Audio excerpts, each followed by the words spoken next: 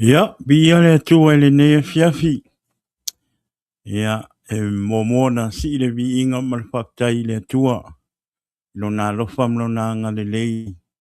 Ile ola male malosi o lo tatou maua pe ile aso male aso. Faktai fo ile tua ona wa iu male manuia fo i fe au mga luenga sa tatou fea ngai ele nei aso. Ia, le ngata fo ile ia o tau singa o tatou wainga. O le avele vi inga malwhaktai I le tua I le nea fiafi. Ia ona o mea silisili ua ia whaia mo I tātou. O taifo I le tua le ua maua le amunua tātou toi whei loa I le nea stofi. Ia I lunga o te penga whailangi. Po lunga fo o le tātou por kalama pei ona masani ai ia stofi taitasi. Whaktai I le tua ua tātou whei loa I manuia. Ia I le nea fiafi lunga o le tātou por kalama.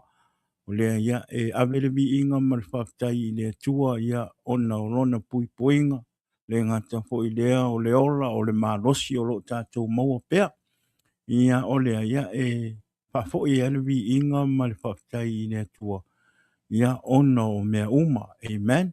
Ia taritonu fo I le nea fiafi ia o lo o manuia o tau le alofa maleanga lei o le tua.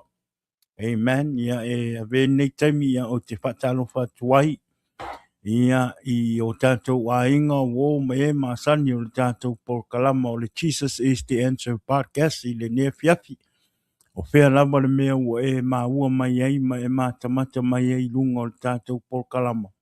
Ia patalo whātul por kalama I le nea fiafi ia te o tau. Le ngata fo I lea ia patalo whātu fo I whioi o le tala lei. I sunga I whawhia ngainga mo o tau whale tua. Patalofa atu por kalama I le ne fiafi. Pa malo le unsa I ngā ruenga le atua. Pa taifo I la o tau nofo te talo. E le nganta I le ia. O le upo le atua lo o tau launga ina I le asa ma le asa. O le ia taritonu le anganga I le whaingo fia na o tau ngā ruenga.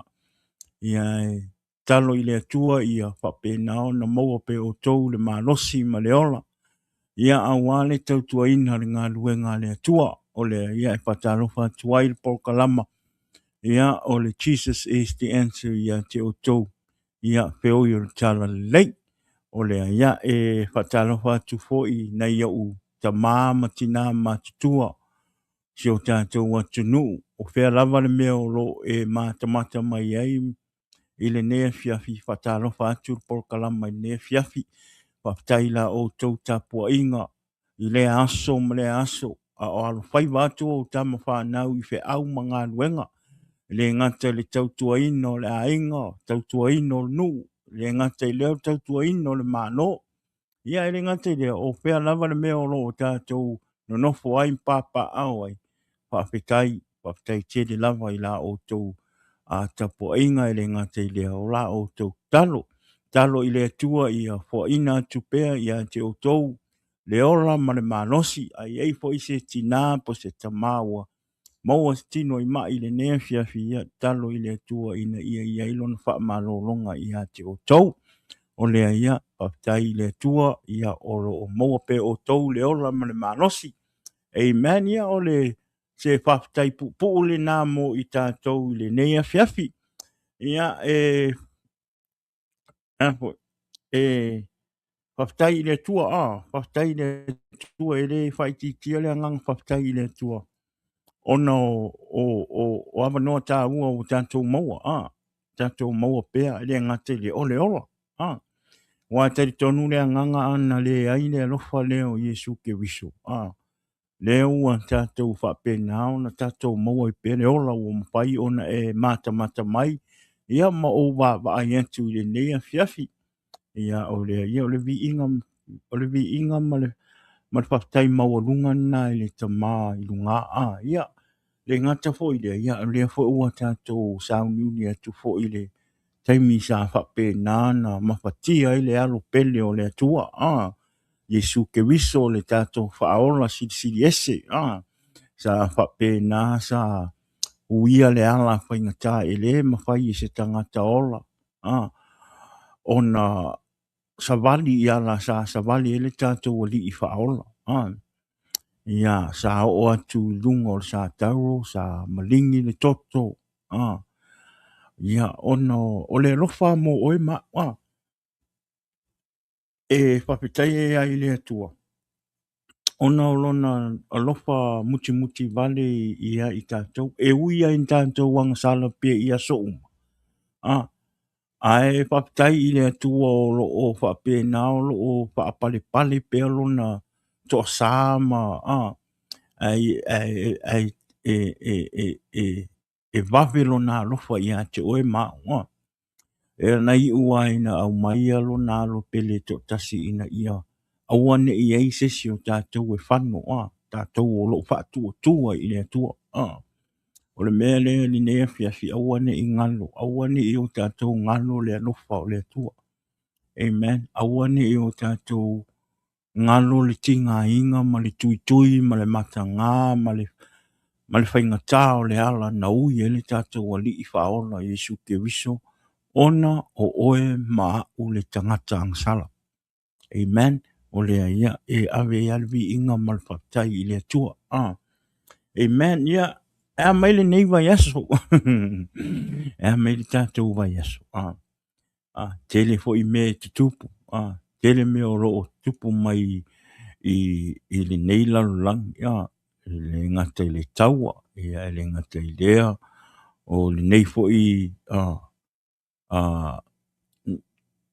no fuanga o mato iai ma mato no fo ai po le nei fo ia tunu o Amerika tele fo I meo no tupu nei ia le ngata I lea ia fa pesta to tunu I Samoa ma Amerika Samoa ia fa tai ai le tua ia o lo o tanga le mu me uma te tonu fo I e nisi fo I wa a pele maliu ma le oti fo I le nei vai tau po le nei fo I vai aso ia talo I le tua ina ia whapena ona ia ilo na wha mawhana whananga ia I a inga wha noa noa a oe lewa tātou mafuta ine nea whiawhiu o nai te mata mai ma e tantanga I mai ma o wa ai atu tātou whawhetai le atua tātou whawhetai le atua ona o lewa maua lewa noa e tātou te mafuta ma o lo tātou maua pele ora ma le malosi.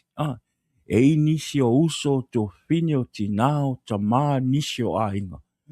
Ia o lo o a pele malanga o le maliu ma le uti. Ia ma ua le au lia mai le nei aso. Ai whaftai tā ua I le atua. Ia e ui ai ni to o seala ni tote. Nisi o tātou ainga. Ia o lo o tu ua to tele o I tātou. Au tātou wora I pēla I le neila rangi whainga tāma le puapuanga. Ia whapena o na sauniuni o tātou tangata e le io o meile wala au le atua I a te oe ma. E te tau o na sauniuni o tātou tangata I le atua. E le leia le o meo le wala au le atua I a te oe ma.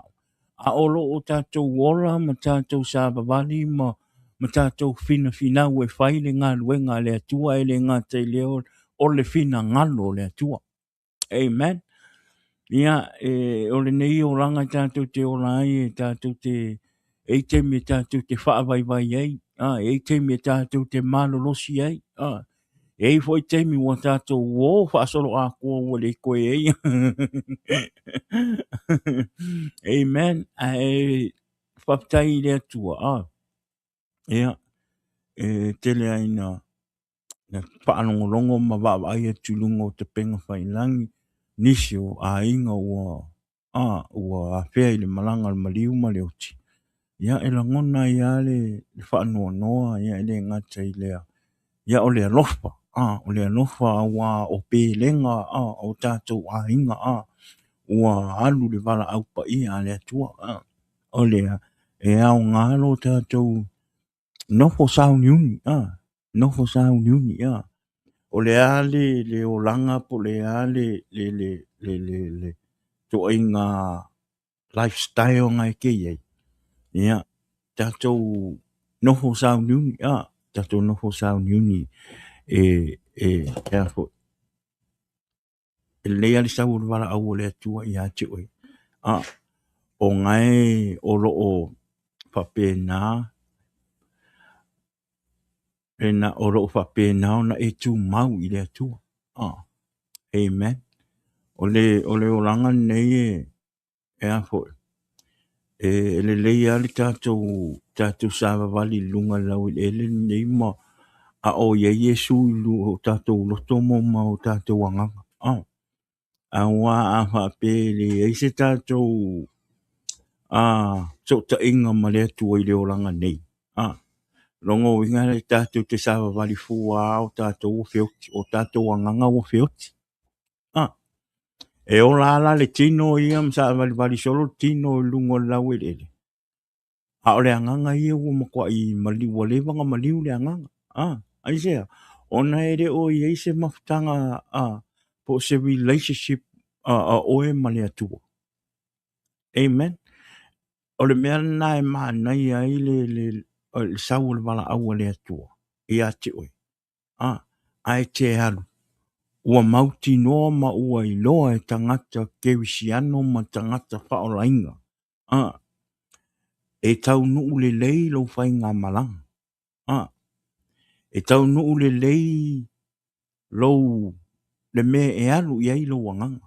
E alu le ola e whawawau. O wai la le fia fia. Ia wā o mei o le laulangi ma fia fianga o le laulangi. Ia e ngaka arong fia fia ma longa maa ngai e ngai laulangi. E ngaka e ngai laulangi kakere e o ma avi. Amen. Kakere o ma avi me o ngai laulangi. It's good to have good stuff. Mea le lei kokongo o whainga lei i le oranga ngai. It's good to have. O mea umai e tātou te maua. Le tātou te maua i mea o le tino. O kako ngā luenga. O kako whale mga. O mea whapenga. O whamanguianga ngā rea kua mo oe ma. Mo kako ahinga. I le mea mauti noa. Ia aua ne i tātou whaatua inga mea nei. Aua ne i alu ai lau whaatua. Aua fo i nei a vea mea o le lalolangi ma mea. O le a fo i la e o whaatua, la e ola whaatua ai. Ma e whaalango ai. E au noa ma lau whaalango i le tua. O le na au mai a whaamanuianga i a te oe. Amen. O mea umaro o tātou maua. I au tātou lima. O mea na whaamanu, o mea o loo whaamanuia mai e ile tua ia i tātou. O mea o loo whaamanuia ile tua ia te oe molou a inga. Whatever we have is all because of God's blessing upon you and me. Pe ke whaalonga kaha i lea kua. Pe ke le usikai i lea kua. E whai alo loko. E alofa mea lea kua i ake oe. E whamanguia lea kua i ake oe. Amen. Vi ia lea tua.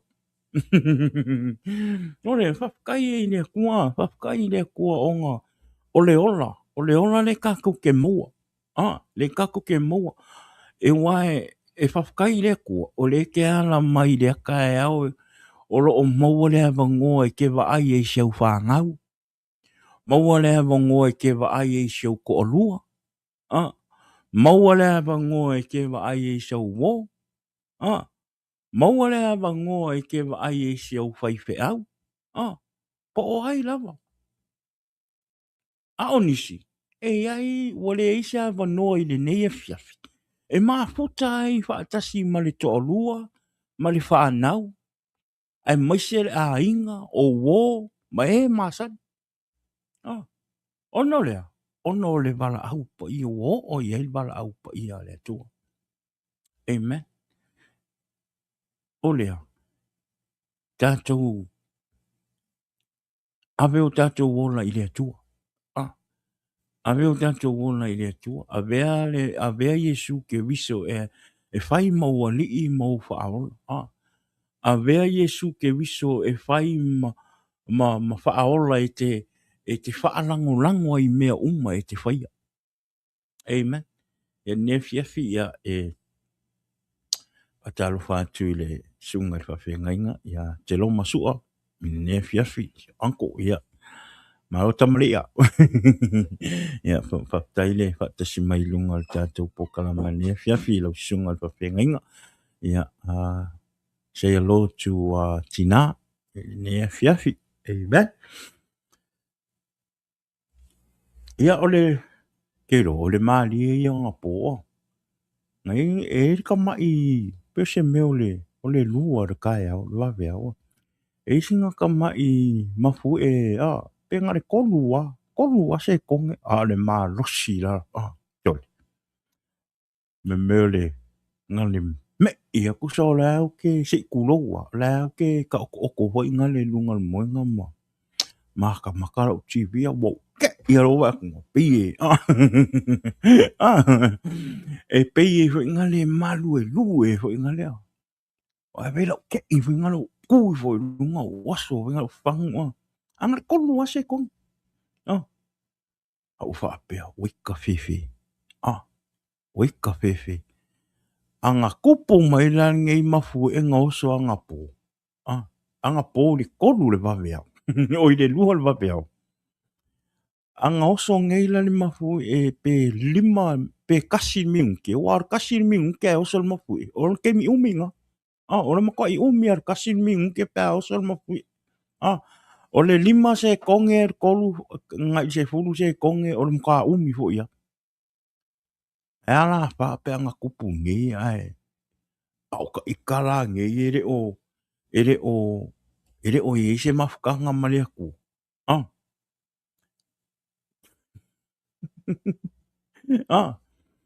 mako I mamao a mare aku wika fefe o femera alu I lo wanga pe anga kupu ngei le mafu ai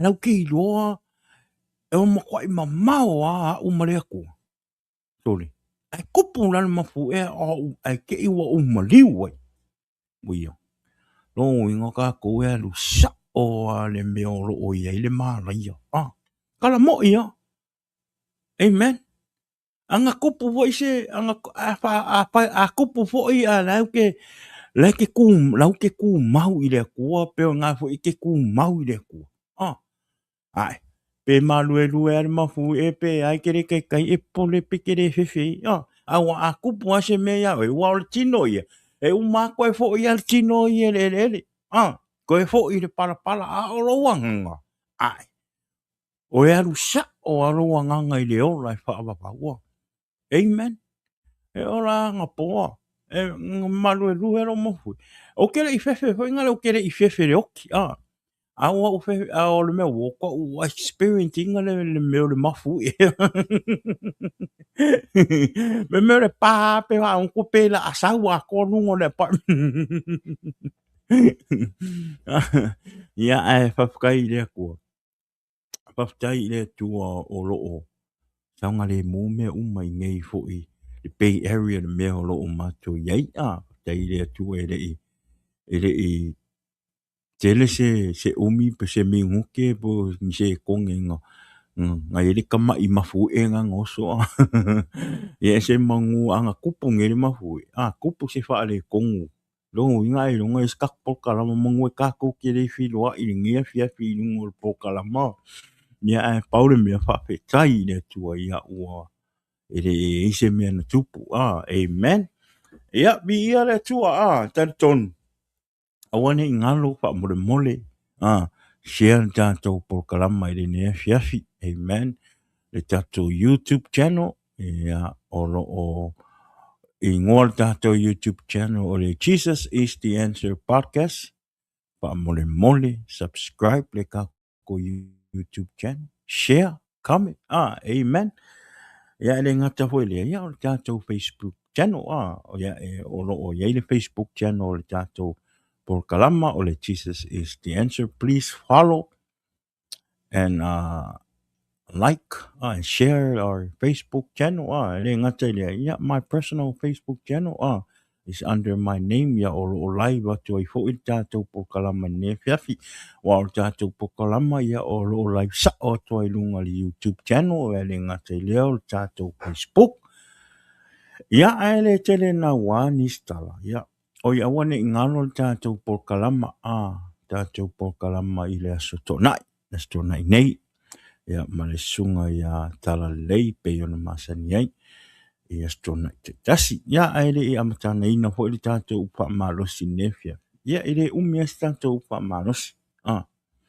Mo i tātou le nei a fiafi. Ai a vene temi ia o te whatalofa tuai si o te mafa le nganga. Mai se le sunga ia Wesley Satake ma le tina i ma le palitua i a wā. I le ne fiafi. Ia whatalofa atu le pokalama o le Jesus is the answer. Mo o lua na i o mātua whale nganga. Talo pe i le tua i a powa i tupea le ola ma le malosi i a te o lua. Ia a wafo i le ngalue le ngaluenga ma le tausinga le ngaluenga le tua. O lea ia e patalo whatua i le tātou pokalama ni ne fiafi i a te o lua na i o mātua whale nganga. Patalo whatu foi ia i le pule po le paso le tātou pokalama i le ne fiafi. Ia o le tofine ia fina i le ne fina. Patalo whatu tātou pokalama ia te oe le ne fiafi. Tali tonu o lo o maua pe oe le malosi. Tali tonu fo i o lo o manuia oe. Ia whaftai tele la unofo te talo mo tātou pokalama. Ia o lo alofa mai le sunga ia tala lei Ezekia. Mai Amerika Samoa ia te oe le pas. Ia i le neia fiafi. Amen, ia tātou. O le a tātou wōlo le tātou upa manosi ne fiafi. Ia. O hingu se vai ia.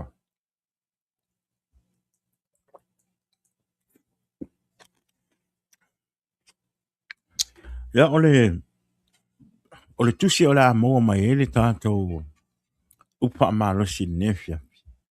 Ia o lo o moa mai le Genesis funmal tolu. Pai upo e valu se ia o funmal tolu. Amen, ia e tala masani, tala fo e wa tātou iloa. Amen.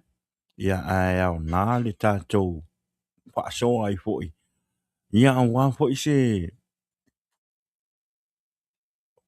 upo lo fina ngalo ai le tua e tātou te whaasoa ai le ne fiafi mpa malosi e. Mo i tātou wā e le ngata i lea o ia o tātou wora wha le nganga. Ina ia pa pe nao na whawhanga pe o tātou nganga i le upo le tua. Ina ia tātou malolosi le ngā luenga e le ngata i lea pa pe le tautua ina le ngā luenga le tua. Ia e le ngata i lea o tātou wora wha le nganga ina ia pa pe nao na tātou pi pe i le tua. Amen. Ia patalofa tu nea fiafi ia i le tina po le tofine fo ia yuni i le nea fiafi yuni ia pa taile mafuta mai lunga le tātou po kalama ka bless this. Ia o le tātou tuswhai tau o lo o maua mai le kenese ta upo sulma tolu fai upo e valu. Ia se i o le sulma tolu le au fai tauina fa pea fai upo e valu. O nā lule o apere amo ia lota. A wā lava ne i fe misa i tā ua. Po a tā ua leo leo manu. A wā o le uso i tā ua. Iwa. E leo i o luma ea le lau ele uma. Se i e tea ese mā. A whai te alu i le i tū tauanga vale. O na o wanu wai lea i le i tū tau matau. A e alu i le i tū tau matau. O na o walu ai lea i le i tū tauanga vale. Se fulu. Ua wa ai lota. O na i loa atu ai lea e ia i le whanua launga tasi uma ua i ai i oritana. Ua lafu le mu uma lava, e o i sorara, e pei o le whaatoanga le li. E pei o le lau ele o ai kupito. A o le i whaumutia e le li o Sodoma ma Gomora. Tūna tasi. Ona whiwhilia e lota moona o le whanua uma na i ai i oritana. ua ngai atu fo i lota i se sae. Ona la tea ese ai lea, o le tasi ma le tasi sun ma lua, ua mau upper amo i le nuu o kanana. A o lota, ua mau ia i le ai o le whanua lang tasi. Ma ua whaatu wina ai lon fale ie. Ua o atu i Sotoma. Sun matou, a o tangata o Sotoma. Ua leanga i la tou ma ua matu wāanga sala i luma o le li. Amen. Ia o le tala masani, tala ua tātou o loa telefo e o nisi o whai la unga o sunga i whai whi au. O lau whai ngā ruenga le tua. Ua la unga ina le nei tala. Ia e tari tonu olo o te le se whi au tā ua. Olo o tau mai ai ma whai loa mai ai tātou. I le nea whiawhi e ala i lea tala. Ia apu amo ia molona nephew po olona. Le atali i olona usu. Olota. Amen. E whapeala se autu o amata i le tātou whaasoa ni nea whiawhi tātou te tātala noa. Whapeala autu. Awane i o tātou se e tia i mea o le neila lang. Amen.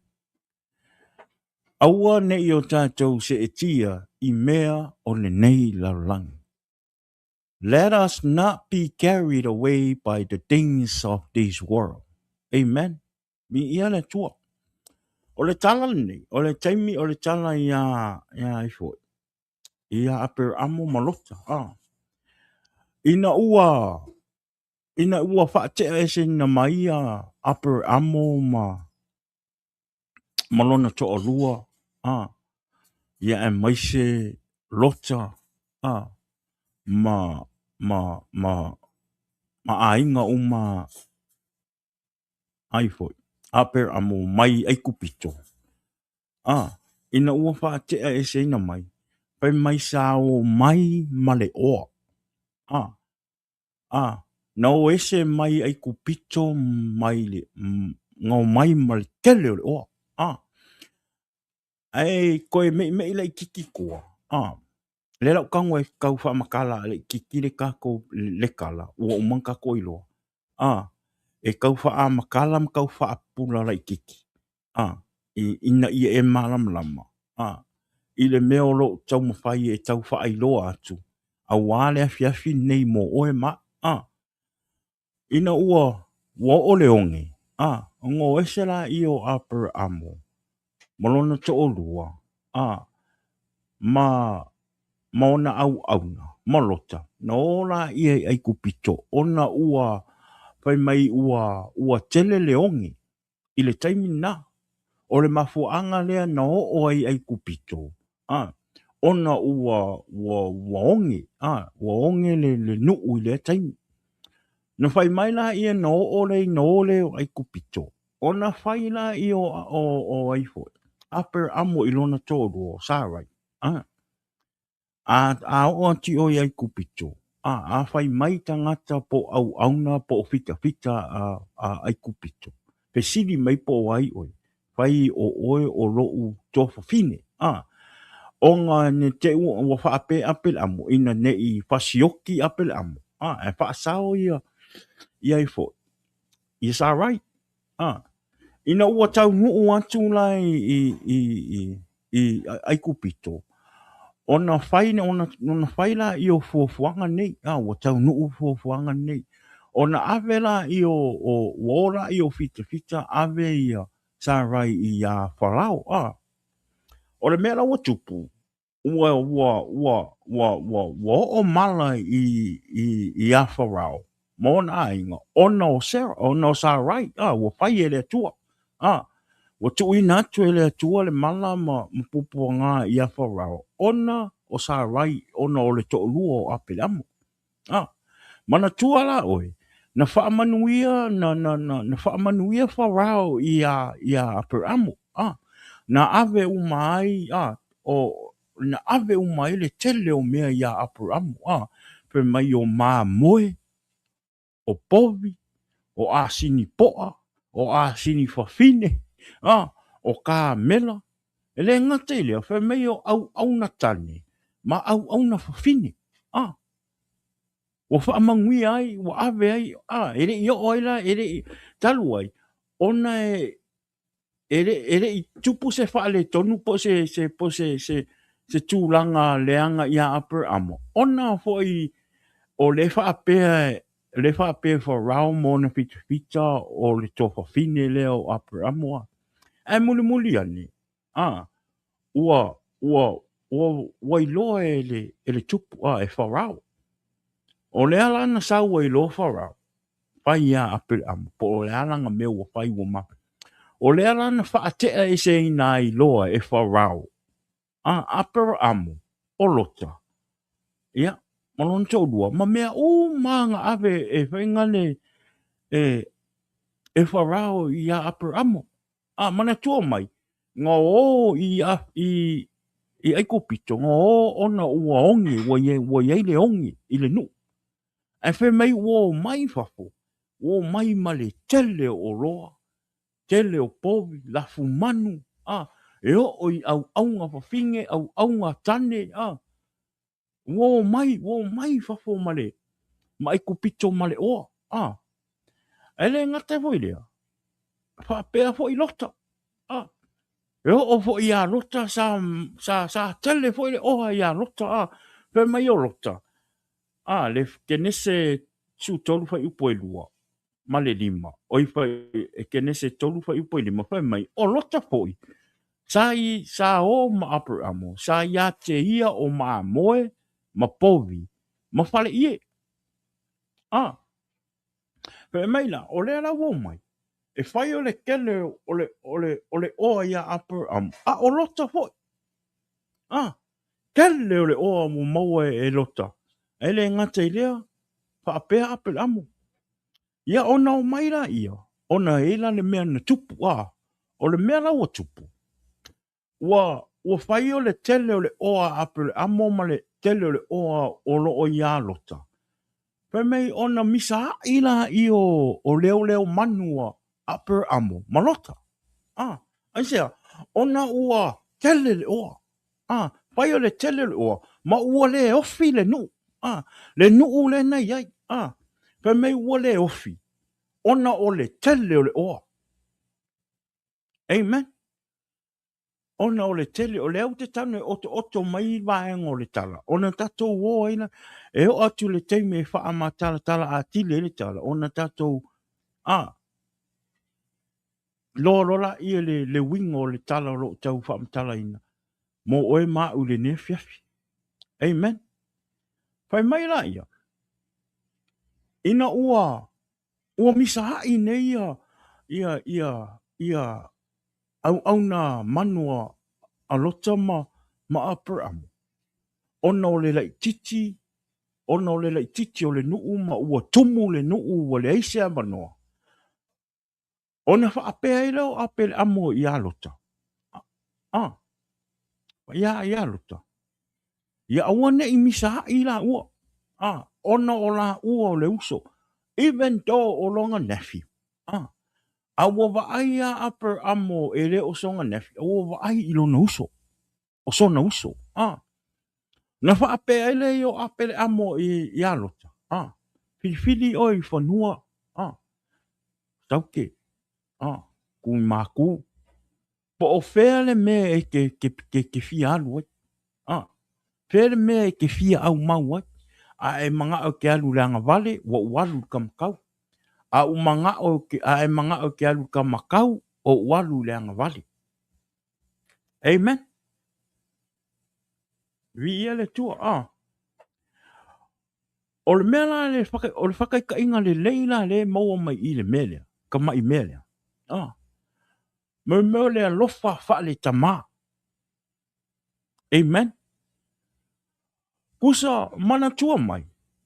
Wa uma ona tu ina atu e le atua, whanua, male la uele ele, mo Upper Amo.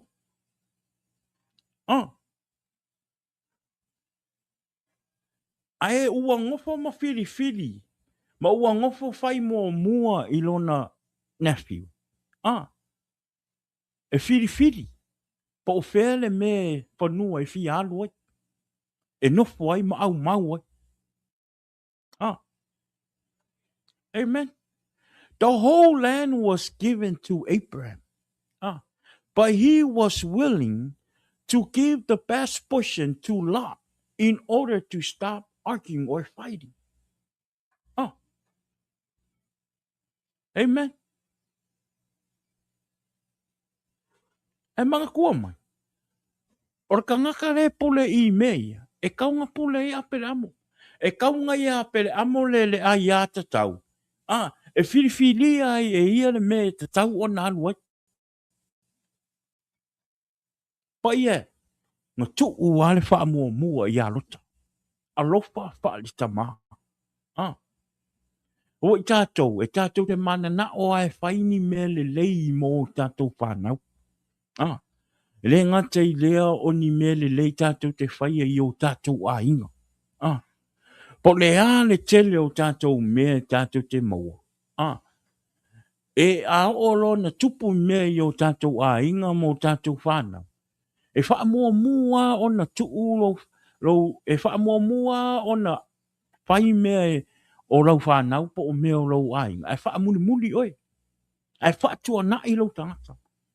Ah. Ai sea. Ona fo e lei te iloa. E mo o mia tele lau whanau. E mo o mia tele lau a inga le. Ah. Le fiso soani. A o oe ai. Na he te iloa. E te maua mea I te miuma. Ah. E te maua mea I te miuma. Tato wa ai I a apere amo. Ah. E lei popole ai na tu wala vangoa I a lota e whai e lon whiwhiringa le me mga o alua. Ah. Ona lais loe upper amo. O lo wha manuia le atua I a te ia. Ma ua tele fo I a te ia le oa. Le ngata o le oa. Ona au auna. Le ngata o ona au auna. O la manu. Amen. Alofa palita ma. Ah. Wa tu ua na mana onga. Ah. E pa mua. Lona tali I polo na nefi. Polo na uso fo. Ese le ma nei o se tangata e maua le to I ngā alofa na. Ah. Ma ai atu loa wa iai se tangata wa maumia se sosoan. Tu u uma mea uma. Ah. Tu u uma mea uma. Tu u ona mana onga. Tu u mea mana oi. Ai whai le fi sosoan. Amen. Vi ia le atua. Pai mai la ia.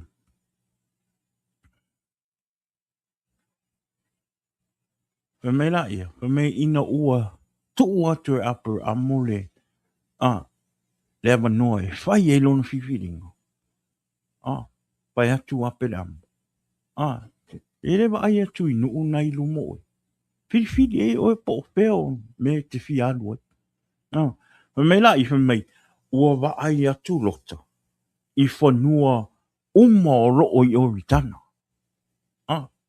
Whamai. I le mā ngai o le launga tasi. Male lafu le mu o le whanua. Ah. Whamai e pei o le whaato anga le ali. Ah. E pei o le lau ele o ai kupito. Ah. Amen. Wai atu ia lota. Ar. O le pei ali o le Disney World. Amen. Wai atu lota, sorry. E pei o le Disneyland le mā ngai o mai o a. O whaingare o ai o roi ko kongo o I tana. Ah. Wai atu le mā ngai o le launga kasi. Ah. Wai aku le mā ngai o le lafu le mūri. Kele o whakoanga. Kele o manga ngai o la au. Ah. Ai wai aku lisi piko ngā le maunga. Ah. Amen. Vi ia le tua. Amen. Let us not be carried away by the things of this world. Amen. Aua nei o tātou se e tia I le mana naia o mea o le larangi nei.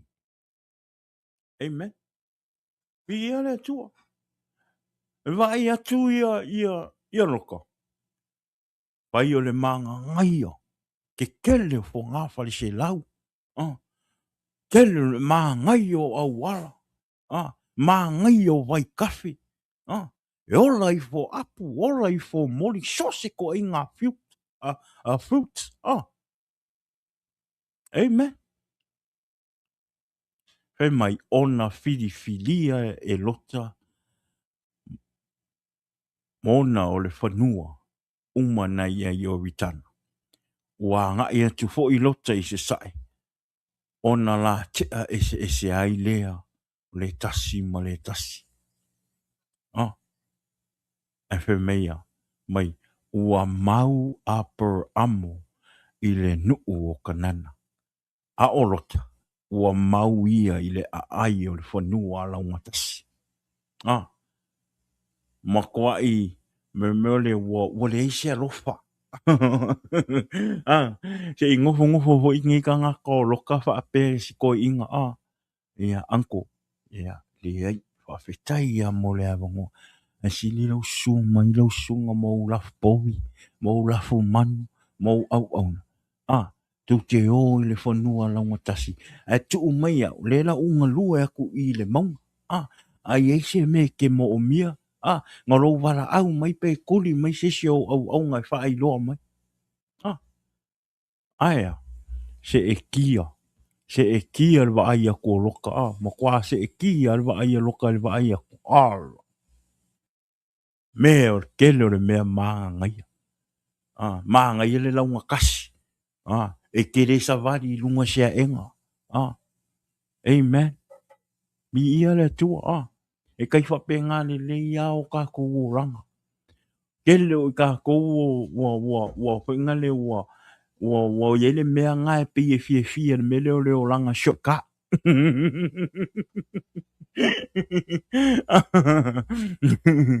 Kele o ka kou le wa maua mele pe e fie sa we au ngai le kua. Am pe e fie mea ngai ka o le shoka. Manga o whainga le ia sa walu runga. Sau walu fia au. Au le mea. Whamure. A maka kuila. Fai whale leilo o ranga ina ia ola Yesu i to tonu o tātou o ranga. Ona tuula i e whaamanuia mai le atua i a te oi. E si i tia e le atua le tangata e moni le loto, moni le alofa. Moni me fai. Moni fo i le loto. Tu ina atu i le atua. O ana tu e le atua o i lunga. E si i tia o e le atua. Amen. Aua ne i o tātou fie le mea leo ranga shortcut. Au fo ine o tātou fie le mea leo ranga tau vivi. Manga o ia vivi i mai e tangata oi. Amen. Pa mawaralo o tātou loto. Amen. Aua ne i o tātou mawarunga loa maua tātou laui loa maua tele o tātou me maua. Ona wha mawarunga e la i o tātou loto. Amen. Tātou o mai lalo. O mai lalo. O a whai me o me whai. I whai ma le loto le lei. Aua ne i whai ma se loto tau wā. Amen. Aua ne i whai ma le loto tau wā ina ia whape ia sili atu o ia lea. Sili atu o ia lea. Sili atu lau a inga ia ai. Sili atu lau e kalesia i lea e kalesia. Sili atu lau tapo inga i lea kapo inga. Amen. Whai mea umai ma le loto le lei. Upper amo. E ui ai na telele oa ia upper amo. Iui ai na telele tama a inga ia upper amo. Ana whai a le whiwhiringa upper amo ma le loto le lei. Ma le alofa. E tu ua ele awa noa ia lota. E whiri. E whiri. Le whanua. E whapena o na alu ai ma whamautu ai. Ia wale mea mo ia. Ana pa o mai e seisi o tātou. Ana pa u mai o le, tala mal mo ia, i le oranga le tātou te iai. Wai wai me mo tangata ai mau mea. Tele le tupi. Tele le oa. Tele le tamau ainga. Le lei me uma mau tū me uma. E te wai atu pe e le mea ngā pe e. Pe e le mga aku umai a ke o sia wangoa. Amen. Vi ia le tu. E taimi e whaape e whaingane te whai ai se mea. Ai te re o wa ai i le mawhatia, ma le mawhai, ma le mawhai o na whai. I nei tangata i ei lalo. Amen. Vi ia le tu. Ai wa ai e kamanga. Ma kwa le kere wa koe re o mai lalo kamanga. Ke wa koe kamanga e mau alurunga me a ai me ia ka kūpingi.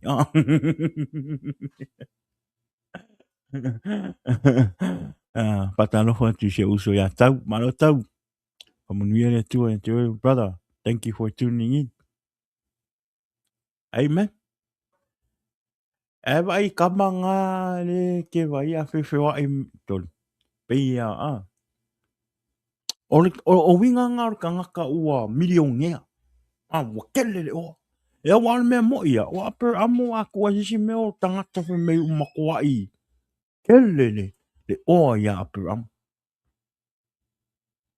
Aia.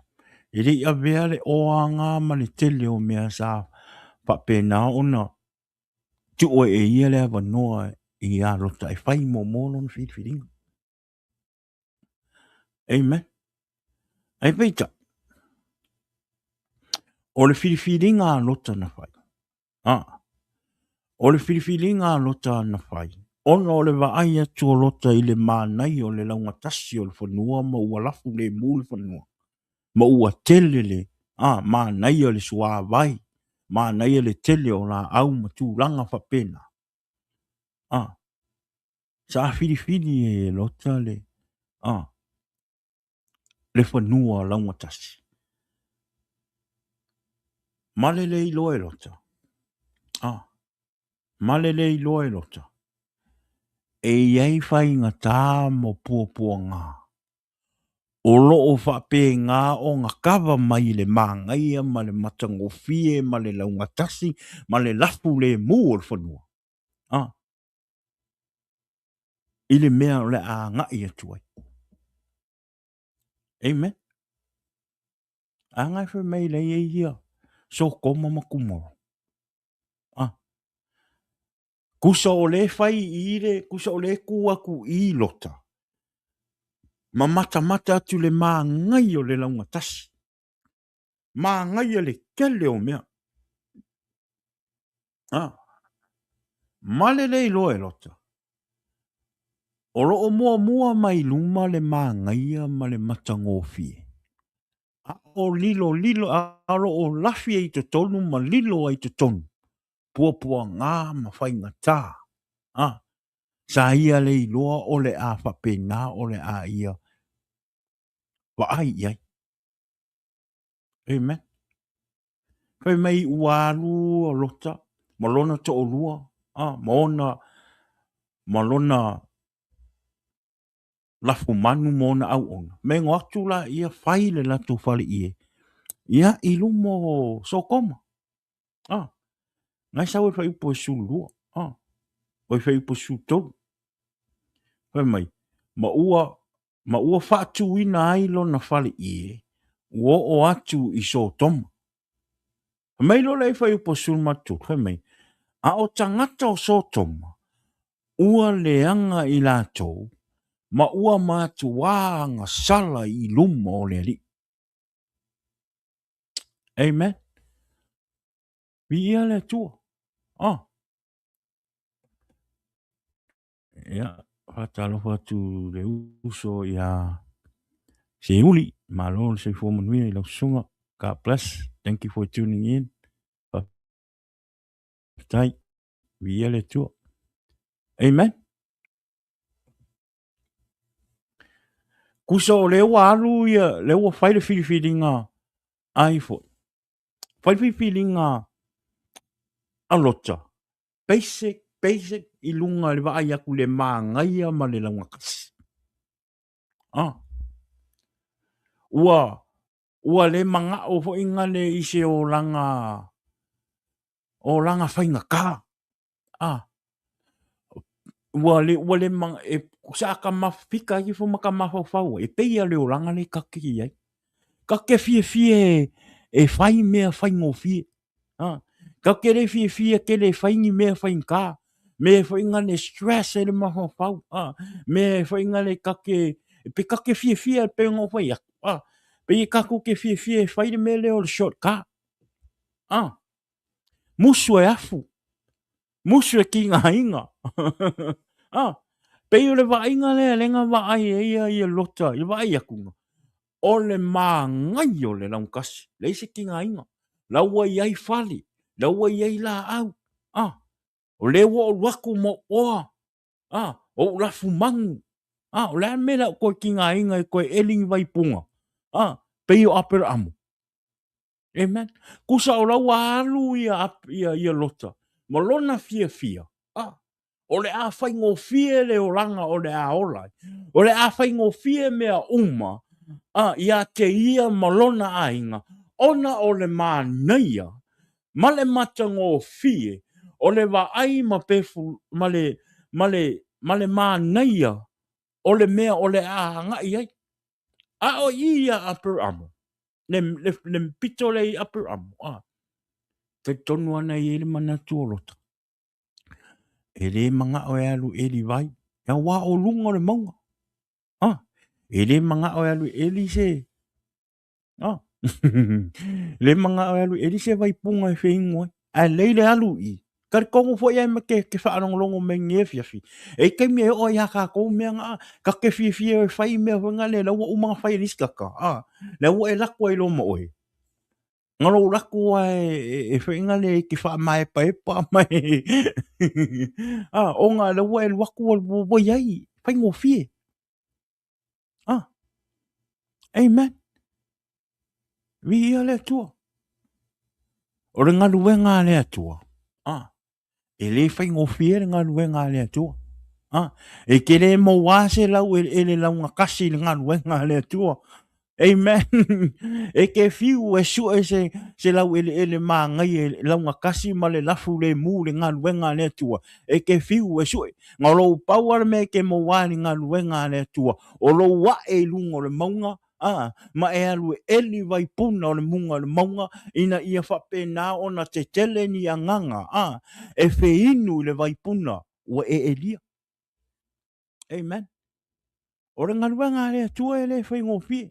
E le launga kasi. E le launga kasi le ngā luenga le atua. Amen. E ke hae e lunga le maunga. Amen. E ke hae e lunga le maunga se inga a fio mai Yesu. Ua e kau ngu lunga le kum maunga. Amen. Mea foi le nā tele o nisi ua le fia ngā lulu e le ngā luenga le atua. O whapeo o le whainga kā. O le kele o le kupe e alu. O ai ngai alu e iau kupe o ngai alu le ngā luenga le atua.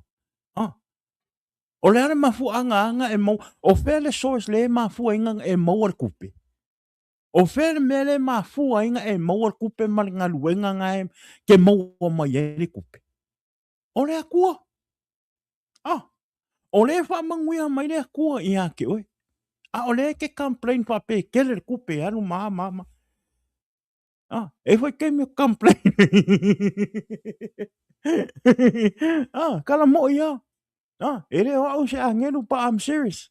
E foi ke me ke complain nai ngā luenga. Amen. O le au ngā luenga le atu. E wha malo si e ilo tanga lue ngā luenga le atu. O lo wa e ai lunga le vaenga le maunga pa manguia le kua i ake oi. Amen. O lo wa e disi piko mawalunga le maunga. Ke whaalonga wakua e kau le mawhaia.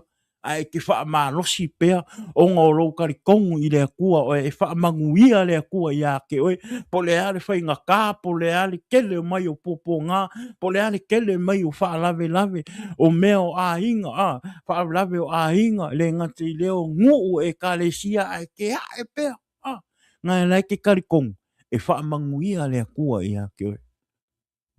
Amen.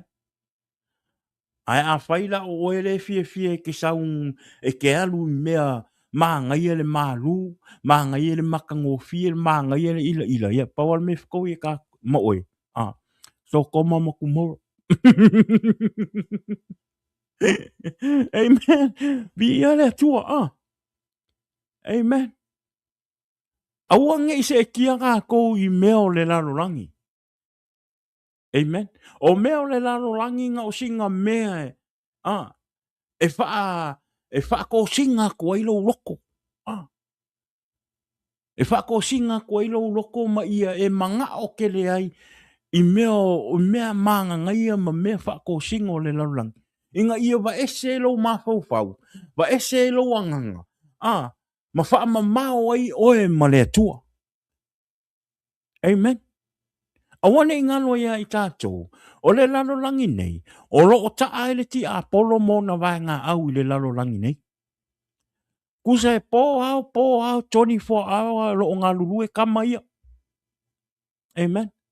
O kama ia leo mai e wha pongi sālo mawhau, wha pongi sālo wa ai i mea wha lea nganga, wha pongi sālo ma wha poroka o ka ringa i auange e wha longo le upo lea kua. Kama ia. Onga o lai manga o ia auange i kau nguu wha moe moe lea kua mo oi. E le manga o kama ia auange i e ae lunga le monga, because once you have a taste of climbing up the mountain, and God will bless you. O nga i ngai ke i loai, e le ai li e mangui arka ngaka e ola au nga malwha maungi mare o sa i lea kua. Au le mea ngā ki a polo le whai. E wo i keimi e kau sau e ki a polo e kau mawhetaui. E keimi a ola o whai inga. Ia koe koe kakalo i le li i wha mole wha mangalo whai ngā leo ranga. Awangi i o kako wha vai pe kako ke pāu. Pe kako koe fo i kua ma kako, awangi i o kako o ako ma ako ia.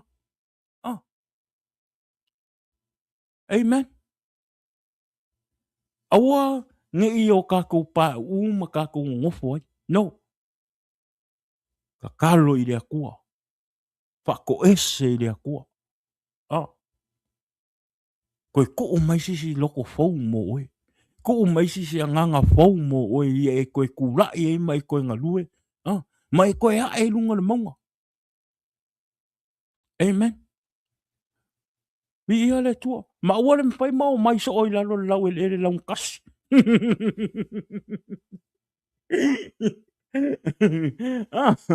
O ke leo kato. Mangai alo wa e lunga le maunga. Ngalo wa ai mea i lalo lau kasi koe e vai aku mai lalo lau kasi. Ma ai ho isia mea. E punga mai lalo e koe alu. Ke leo ngau kako. Aua lea e le maunga ma ai mai lalo lau kasi. E pea ma ke pakaura i le akua. Whai mai kala. Mai kala ka vika. Le salamo se lau lua tasi. Pai pumomo. Whai mai. E whaasanga e o mata i maunga. E o mai ai lo ufe soani. Psalms 121 verse 1. Whai mai. Lift up my eyes to the mountain. Where does my help come from? E lunga le maunga. Ke pakaura e lunga le maunga o iai le fesosoangi oi. O lea li i whaaola o Yesu ke wiso. O le na te fesosoani i a te oe i au puapua ngā i teimi e te a ea i le maunga. O lea e te fesosoani mai a te oe i teimi e o i whaafita uli i te tonu o lo a inga. O teimi la e tātou te a ea i maunga nei. Aua ne i ngano i a te oe. Oro o iai a ao le tua i a te oe. Ai a o la na tupu mai fa la la me fai mata to pa uma fai mata to wa ai me long tas. Fa feo na tato maua ma tato I loa le mamalu le atua pe a fai ma tato mai le launga kasi. Ah, amen. Vi ia le atua. Ah. Amen.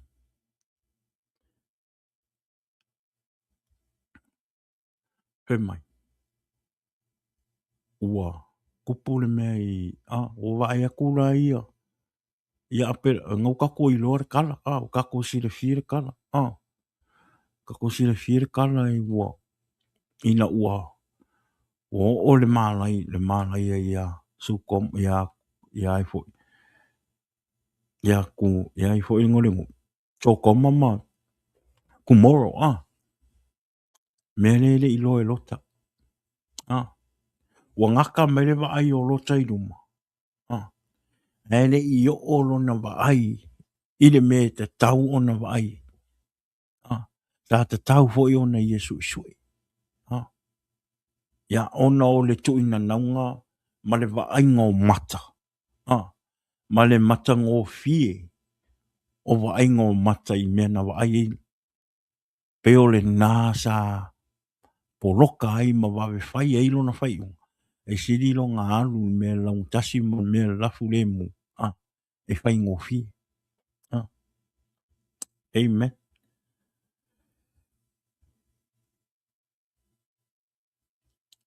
Ai teilo. Peo no fai atu.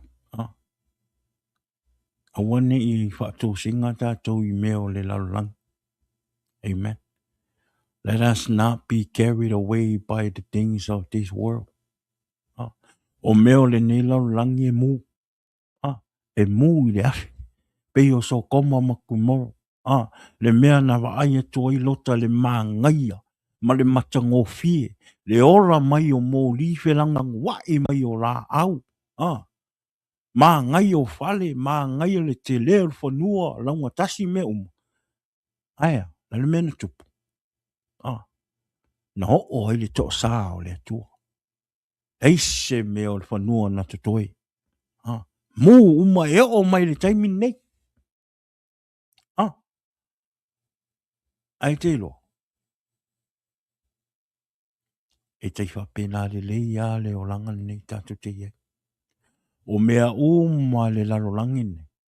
E toi mū uma I le afi. Toi mū uma I le afi. Awane toi, anta tō mai fo e tātou te o I le atua. Awe o tātou loto I le atua, ma whapau ino o tātou a tangata I le atua. Awane o tātou whaimato I te paitua. Amen. Awane I whaimato I tātou te paitua I mea sa tātou whaia. Awale me tupu ia I tātou. E lui ma si mai o tātou nganga. Amen. E leo le tino, a o le anganga. Tato wa ai alota. O I ai foi. Le to lu olota. Ki nganga fai aku le ange. Ako oyo. Aua nge te aunge koi papula mai kua. Ala mena tupu. Kusa o la ka moe. La ka moe ko o lu olota. Ai pe ka moe ala sau wale mapau fau kua I mea ngai faia. Le maangaia ma le fia ma le makango fia o le o langa pa le lalo langi sa olai. La ka moe. A le mafau fau. O lai o I kua I o. O la le menga kupu. Nganga pupula mai a liu masima lo. Tato umafutanga nefia. Wa mai lo wa nganga whaaleanga. Wa mai o tato wa nganga whaaleanga. O le mea e o lui masima o tato wa nganga. Amen. Ia le tua. O le taimi e te saua I le atua. A e toi tepa I tua ma e toi manao e ma toi fo I tua lo lang o lo wanganga. My brother and sister. It become a pillar of salt. I le anganga. O le wha le anganga.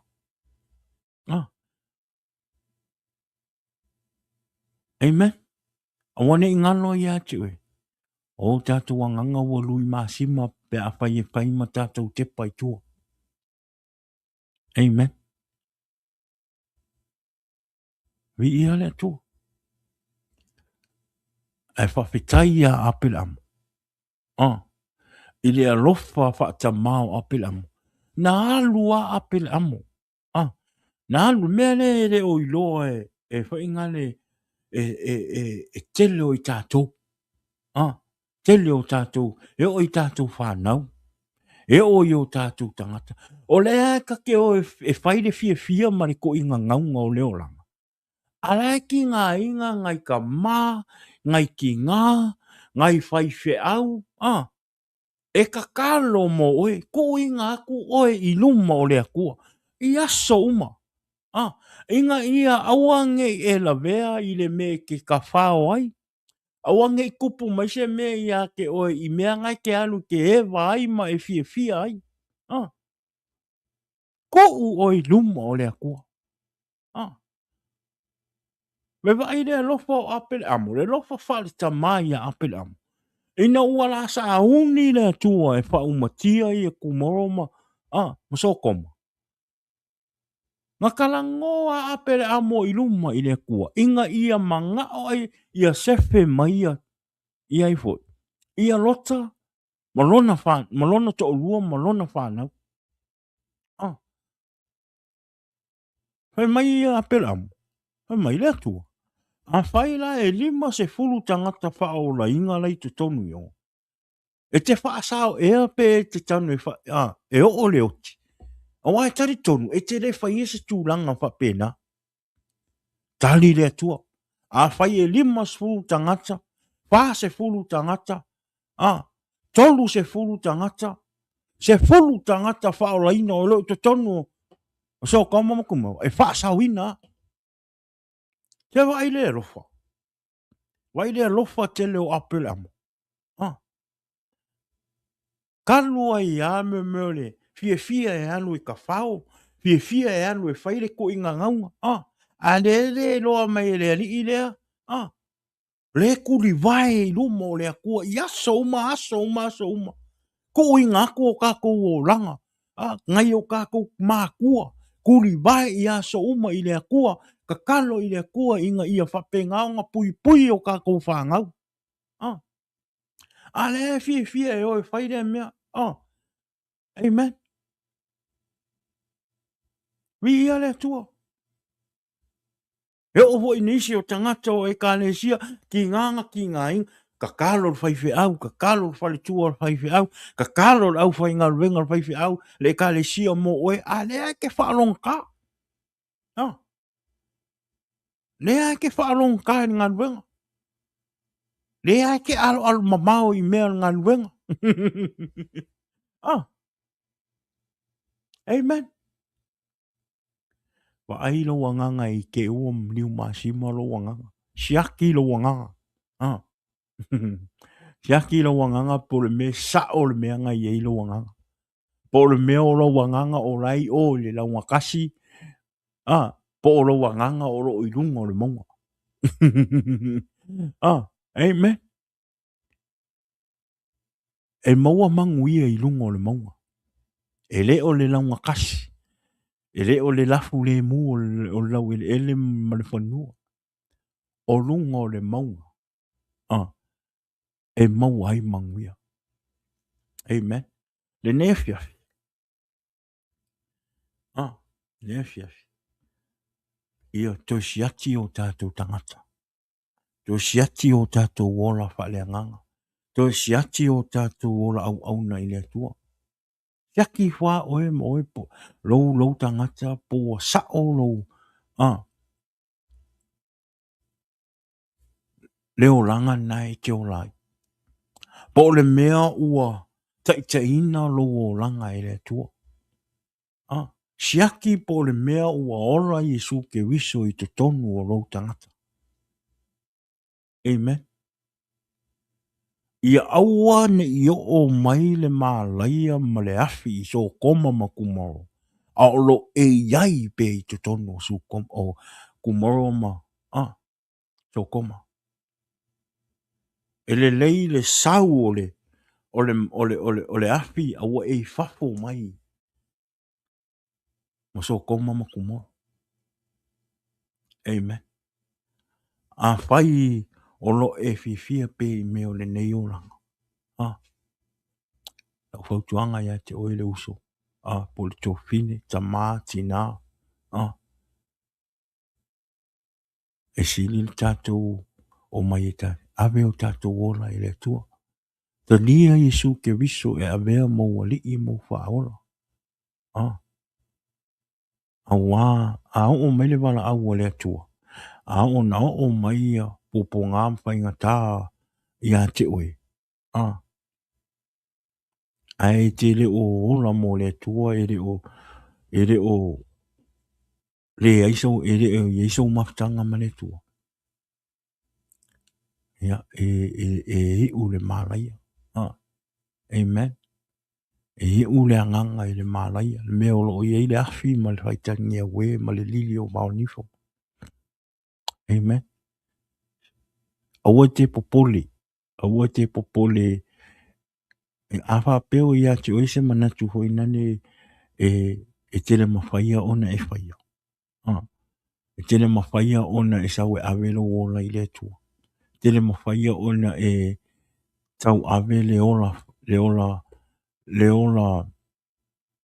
pe tele mawhaia fo i ona e whaia le ola le lei mo le tua pe sa vali mo le tua. Aua te pole. Sa? O le atua e feso soani i ate oe. O le atua e le tula fo ia e le atua oe. Amen. Aua fo ine e whapea e te ue e sau, te ue e toe ang sala o na le alofala i o le atua i ate oe. No. E alofa le atua i ate oe. Po le ale to ina o langa e lo e ola. Po wafo i mea o lo e whaia e te iloa e le tusa ilumo si la fanga o le tua. E alofa le atua i ate oe. O a ua le tangata ang sala. O oe o le tangata ang sala. O i tātou lava o le tangata ang sala. Amen. A o le mea tau, ia iai te tātou relationship ma Yesu ke wiso. Ma tātou talia Yesu. E avea mo tātou whaaora. Ma tātou sāwa wali i ala o le tua. Ma tātou wha maoni le tātou wala awina. O le nā e ese hei tangata tātou. Amen. Vi ale tua. E le ese me whainga tā i le tua. Pe ono whai atu. E o au e le o se tangata e le o se tangata ato toa. Amen. E ei o wai wainga. E ei wai wainga o lo tau rua. E ei wai wainga o matu ainga. All of us. A o le mea tauria. Ia tātou tū mau i le tua ma tātou au auna i le tua ma le wha maun. Ma tātou wola wha tua i le tua. O ia na te peso soani ia i tātou. I teimi o pōpō ngā mwhainga tā. I teimi e tātou te sawali ai. Amen. A ia aua ne i avea meo le lalorang. Ma mea e te wha tua ai. Aua ne a vea me mangaia ma mea ua e ai ma mea ua e maua.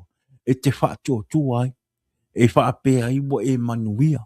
Whaapea ai wa le toe e asisi mea o le wa o kei o e mea Arwhesiri. A whai e te maniu. O whea mea alu e wanga. Ma e alu ho i lalo tangata ma ave manuia i a te o e le o langa ni. O le tali e le ai. Amen. E tate o ma tuu mea. O lare o ngā e tātou te mana na o i meo le nei larulang. Ai le ise mea e te mawhai o na e alu maawe. O tātou wā ai e i tele o tangata milio ngea. Salapu le tate wā ai lato whale kai fia. Kai fia ke kele, kai milionga ke kele o whale. Kele o poku moe mea mangangaia mea uma. Ai kele ua maliliu. Au kele o lak o mea uma ua apende. So why are we wasting our time to give all our energy and our power to try to e whaingale ia kele mea o le olanga ma mea o le tino e te moa. I le nei lalulang. Ai whatua na i lo ola au na i le atua. Ma whatua na i loa nganga e te mana o ia sao le ola e whaavavau pēr umana lalulangi nei. Kusa lao le kake fia ma whai meo le laulang. Ai le eise o tātou wola whātou, le tātou wola mō le atua. E umatu lalo fia le laulangi nei. O na saula i o loa nganga, alu sao a loa nganga, i le mea olo o iei le afi, ma le whaitangi a we ma le lili wau nifo. E o lava i le whaavavau. E le eise ngaka anga. E kere mawhai e fo i onga e alo ese. E kere mawhai e fo i ona e sau ese ma le mea lea. Talo ia, ona o lou le talia o le atua i lou loto ma lou anganga. Ona o lou le fia i mea faa le atua. Aia, e te tātou te fia i mea faa le larulang. Amen. Mi ia le atua. E pule a oe i lou life. Pule oe le whaingo o lou oranga. Don't get me wrong. Pule fo ia ui le whaingo o lou oranga. Pule fo ia ui ia ume whai lou oranga. It's my life. And that's why I have my choice to give my life to God, to honor Him for the rest of my life, and be faithful with Him, and be truthful to Him. I know sometimes I have my e ke me okay vai ai. E ke me okay pa u ai. Pa e okay le fa vai ai. O ko ko kuli ma o ko kakalo i le akua ma o ko whako ese i le akua. Pa mole le li ia wa o se. Pa mole le li ia wa o toi fa le tonu i o ruma. Fa mole le li ia fa mangalo mai ia. Fa mangalo mai lo o langa foi ia. Lo o langa le fa maoni ia te oe. Lo o langa nga o upu matala ai le se fa maoni ia te oe. Fa mangalo mai ia. Si, o le loto na e fia ai e le atua. O le tangata e lo o manao ina ia pe na ona tu mau pe i le atua, manga lue pe mo le atua. Ma ua i loa lona se ma ua fato ese i le atua. O le tangata wha maoni na ma le tangata. O lo o fia wa ai e le atua, ma ua fia mafuta ma wha manuia i le atua. Amen. So pule a oe. Pule oe lo fai unga fai lo o langa. Amen. A le tala o le tusi ia.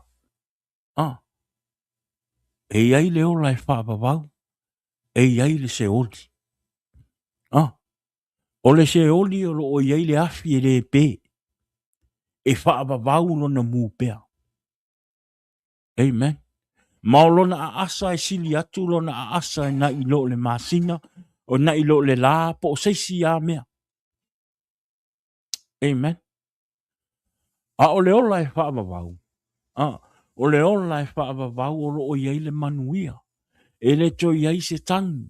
E le to iai se ti ngā. Na o le ola fia. Ma le fia i le atua. Ma le tapua i le atua. E whaapapau lava. O le ola e whaapapau e le alu e se tangata o le e le talia Yesu ma ola mo le atua. Ma whai al fina ngalo le atua. Amen. O le ola e whaapapau e alu e le tangata matiwa. O le ola tangata mativa a olo sa oloto i le tua. Le ola e whaavavau e alu e le tangata e alofa e lima fo a i a ola mo le tua. Le ola e whaavavau e alu e le tangata e loto mawalalu a ola mo le tua. O le ola e whaavavau e alu e le tangata o lo unga lue ma le wha maoni. Ma le matau i le tua. Amen. A le mālaia po le se oli. E alu e le tangata e le fia i le tua. E anu ai tangata e le eise awa noa e tuu ina mo le tua i te tonu o na loto. E anu ai le tangata e le whaamaoni i le olanga ma le tua.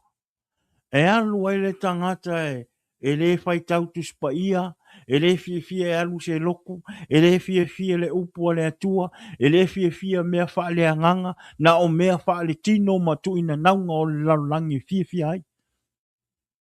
Amen. Po le a fo i lale fai mai o oe o le tangata le lei. O oe o se tangata e te le fia i mea lalangi. Amen. E te le fai e tu ina naunga o le tino. Amen. A o oe o se tangata le lei. E re a vea lau le leinga e te sao i le ola e whaapapau. If you don't have Jesus in you, if you don't accept Jesus in your heart, and follow Jesus and then be a disciple of Jesus, and be faithful and and obey God. If you don't have that, you don't go to heaven. Amen. Ale ai se tātou ora au auna i le tua ma le whaamaoni. Ma whai le fina ngalo le tua, ma ola Yesu ke wiso i te tonu o loranga. Ale au noa malena. Po le ale le lei o tātou le wa ai o tangata i a te oe. Ale ai a Yesu i te tonu o loranga. E te alu al se o. Amen. Pe kake ko anga foi kake o i le loku i asa uma. Ai ale mongi alo walofa i le kua, ale mongi lo wola au aunga i le kua. Ale mongi lo lo matau i le tua. E kire alu i le ola e whaamama. Amen. Po le a fo i le kele le whai o ko finga i ko kongo ngā luenga le tua, ko kongo le ka le sia matulanga whapena, a le whamaoni lava i lau ngā luenga i le tua, ma e le whamaoni i le tua. E te le alu i le ola e whaamama. E o fo i a. Amen. A whai naura o sau, la unga atu le upu, wha soa atu le upu, wha mahalosi atu ia i tātou, ia so topi i tasi, a le ola Yesu ke wiso tono lo uolanga mau le wha maoni i lau ngaluenga. Ma lo wha maoni le wā au ma Yesu ke wiso. E whai a fua la ngaluenga, ma o te le alu fo i le ola e wha mawau. Amen. Tala malamoni.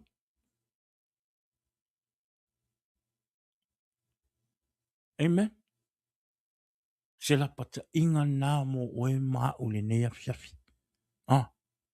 Pule a tātou i tātou me whai. Pule i tātou i o tātou o langa. A o lo o tu i atu pea. Tu i atu pea. Ina ia ta tala lo loto i le atua. Ta lia Yesu e a mea mau whaora. Ma e whai ale fina ngalo le atua, ma e wha maoni, ma e tu maua i pea. Ona tātou mauara ia lea manuia. O le ola e wha mabau. Amen. A whai e tātou te mamau ma le atua. A whai e tātou te le usita i le atua. A whai na o mea o le tino tātou te fia ai. Amen. Lono wingo. Ia. O le mālai o le awhi tātou te o ai. Amen. Le nila fiafi. Ia. ua umana tuuina mai e le atua le ia tatau o le tagata ia e fai ai lona filifiliga so e lē a foi e aua laneʻi alu e aua neʻi sau e sui lou olaga ma e sau e ave lou ola ona ua fai atu ai no. Listen to the Holy Spirit of God. He will touch your heart and he will show you the way. Because at the same time, o lea foʻi o kaumawhai, I'm working on myself too. O lea tātou te tāmomo e uma. O lea foʻi o te taumawhai aʻu ia o te launga i loo olaga. Te launga ia te aʻu i le upu. O te taumawhai foʻi e ia avea aʻu mawhakaikaʻiga i loo aiga. Ina ia follow mai loo toʻalua ma loo whanau i le mea o loo taumawhai e ave loo aiga i le atua. So pule a oe i lau fifiliga. Pule foi oe i lou olaga, pule oe le me fai. Ua uma ona tuuina mai e le atua iā te oe ma e fai ai lo ai iā te tau e fai ai lo fifiliga. Amen. Lena fiafi. O le atua alofa. O le atua tuutua manoa. Amen. O loo maua pea le avanoa e te sau e ave lo ola i le atua. Ma e te talo i le atua. Wai tau le upu a le atua. So e le upu a le atua. Amen. Vi ia le atua. Tuu mea le lanolangi e. Pule e ki a polo ia maonga me fai ai. Ai aua ngi whaase se inga ai o tātou tangata. Amen. Aua ne i whaase inga o tātou tangata i mea fau o le lanolangi le o tātou wa ai. Ia tātou te patau la i le maunga. E maunga i lo tātou pe soswan. Oi, o Yesu ke viso. O lo whaatali mai mo oe ma. Le neira fiafi. A pai ua e langona ua te tau ona e sau e avelo ola i le atua. Te mine i whai rau whiwhiringa. Tuli vai a oi i le atua. Aua te popole i tangata. Aua te popole i lau ainga ni tala mania. Wa ai a oi i ta. Te patau la i a oi i lunga le maunga. Ta talo a oi i le atua. Ina i whesosoani mai le atua i lo olanga. Masuia o lo olanga. A whai wa ele la wā ola i le olanga. Te mine i te sau e avero ola i le atua. Aua te popole o le atua e whesosoani i ate oi. I lo sawalinga. I le teimi e te sau e avero ola i le atua. Aua hoi ne ingalo. E tātou tū mau pēr ma tātou wa ai pēr i ma tātou sawalia pēr whai ngā tāmpu pua ngā o le nei laulangi ona o le tātou te iei laulangi. A o Yesu ke viso, o le na te whesosoani i a te oe, o le na te amoino a venga mawha, o le na te whaamanuia i a te oe i teimi o popo ngā mwhaingita. Amen. So aua te popoli. O le langi o lo tātou taui. E le o le se oli. E le o le afi se tātou taui. O le afi o le taui le me e alu e le ti a polo. Le me e alu i anganga le anga ma le ti a polo ma satani mo ngā vai ngā au. Amen. Ai a ona e o oio. Ona o lau whiwhiringa. Amen. Awane i ngalo ia i tātou. O le afi e mū pēa e le aise ngataanga. Amen. E le ai fo se alo fanga i tutonu i le afi. E kere mawhai o ngā e koe sola ise. Amen. A o lo o mawai pēla le ola ma le manosi le taimini. A e le o iai sau. So ta ina ma le tua ma e le o moni lo ola au nei le tua. E le o ola Yesu i tutonu o lau tangata. Tono o lau anganga. Taimini manua nai te maua le manosi. Manu nai te maua le ola. Because once you pass away, that's it for you. The door is closed. Amen. Either you go to heaven or you go to hell. Amen. Ia o nea fiafi. O le tatou upa malosi na mo oe ma o le nea fiafi. Amen. Let us not be carried away by the things of this world. Ia ua ni avea mea o le laulangi nei ma mea o le a e se ti ai.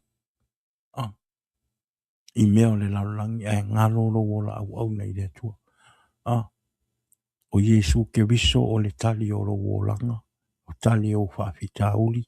Ma tali o manaonga. Amen. So le nila fiafi. Pamanui tele le tu e ne fiafi. Ilo na upa soa. Tari tonu o whamanui alo o tangata i le upo le tua. Tari tonu foi. Ia. Ua e tali e le upo le tua i lo loto le ne fiafi. Pamanuia le tua ia te oe. Talo foi le tua ia. Papena ona. Malue lo na upu i lo loto. Ina ia papena ona.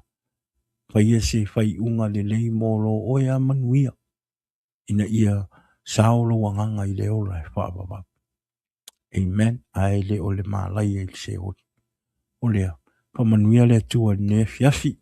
Ia o le taritonu foila. Ia o tātou pokalama na mo oe mao ni ne fiafi. Tai le tua i le upu whaasoa. Te le whaamanuianga le tua ne fiafi le upu ia hati. Ia te au foi. Ia e whaatai le tua ono. O lona fisoswani ia te au. I teimi uma o te su e lona upu. Ia awa se whaamalosi mo i tātou i lungo te penga whailangi. Ina ia whapena na tātou ape o tātou ona i le tua ma tātou tū mau i le tua ma whaamalosi i lisi uso au auna i le uso au auna kewisiano ngai li kewisiano. Amen. O lea ia whamanuia te le lawa le tua ni ne fiafi. Ia. God bless you. Ia. Tai lava tinai Pharaoh. Whamanuia le tua. Thank you so much. God bless you and your family too. And have a good week. Ia ma ia whamanuia le tua. Manuia fo ile e seta. Ile nea sa. Ia whamanuia le tua. Ia te tono tātou pokalama ma le tātou upule nā ile nea fiafi. Ia whamanuia tele lava le tua. Ia te otou ile nea fiafi. Whaptai whaatasi mai dungo tātou pokalama. Whaptai fo ile talia ino le upo le tua. Ia talo ile tua ina ia whapenao na whaamalusia peo tātou anganga i le aso ma le aso. Awale tātou wora au auna i le tua. Awane i ngalo. Awane avea le maa ngai o le launga tasi o le whanua ma le lafu le mu o le whanua. E wha inga le whaatosina e lo wanganga ma lo loto. Ai tātou wa e lunga na maunga ma tātou te patau la e le maunga. O loo maunga e le whesoswani. O le whamanuia tele lava le tua. Mo o tau, thank you for sharing. Happy Easter. You and your ainga. Thank you so much. Sinta Seve. Ke usi se whaare o ngaro i ngā. Ia whamanuia. Ia whamanuia tele lava le tua. Awane i ngaro tātou porkalama i le astronaut. I le astronaut i le tūla e ono i America nei, po California nei. Ia o le sunga ia tāna lei o le a whapena o le a mawhama tātou porkalama i le astronaut. So awane i ngalo mai tātou whaalongo i le upo le tua ma tātou mafuta i lunga tātou porkalama i le astronaut. So lea ia whamanuia tele lava le tua ia i fuafuanga o le neipo e le ngate lea ia. Manuia le afo le aso le seta. Ia toi tātou whenua i le astronaut i lumanei pēr o toi le ola ma le malosi. Ia ai te tonu ia o le tātou pokalama na ne fiafi. Ia e le wha umā tātou pokalama mo le atu lau whaatai lau wha malo ia te o tau uma lava na wha pēnā na mau le avanua e tātou te whaalongolongo ai ma tātou mafuta I lunga o tātou po kalama, e le ngate fo I leo, nisi fo I o la maua wanoe mai mo mai ai se taimi I lunga o tātou po kalama, whamanuia le tua I lau whaalongolongo, talo I le tua ina ia whapena o na talia e lo tangata le upo le tua, ia awalo wanganga ina ia whapena o na sao I le ora e whavavau, I le tua o le ia, whaptai tele lava, whaptai fo I le sharing o le tātou po kalama, le ngate lea subscribe le tātou YouTube channel, o le Jesus is the Answer podcast, ia e whailea mo so swani a wāle tātou po kalama, o le ia e a vea nei taimi o te whātou whātu ai, ia e le pās o le tātou po kalama,